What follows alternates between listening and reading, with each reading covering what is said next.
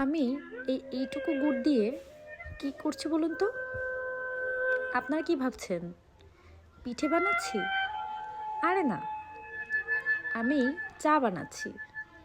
গুড়ের চা আপনাদের কার কার ভালো লাগে বলে যাবেন তো। আমার তো ব্যক্তিগতভাবে গুড়ের চা খুবই পছন্দ। আমি এমনিতেও চা লাভার, সারাদিনে প্রচুর চা খাই, কিন্তু এমনি চায়ের থেকে এই গুড়ের চা আমার অনেক বেশি ভালো লাগে। তাই সকাল সকাল এটাই বানিয়ে নিলাম। এর যে একটা স্মেল আসে নাকে, তাতেই মনে হয় অর্ধেক তৃপ্তি চলে আসে। খেজুর গুড়ের চায়ের স্মেল খুবই সুন্দর।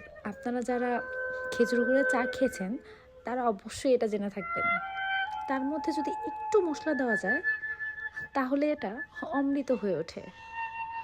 সকাল সকাল ধোয়া ওঠা এক কাপ চা হলে সত্যিই দিনের শুরুটা খুবই ভালো হয়। আপনাদের দিনটি সুন্দর কাটুক। আল্লাহ হাফেজ।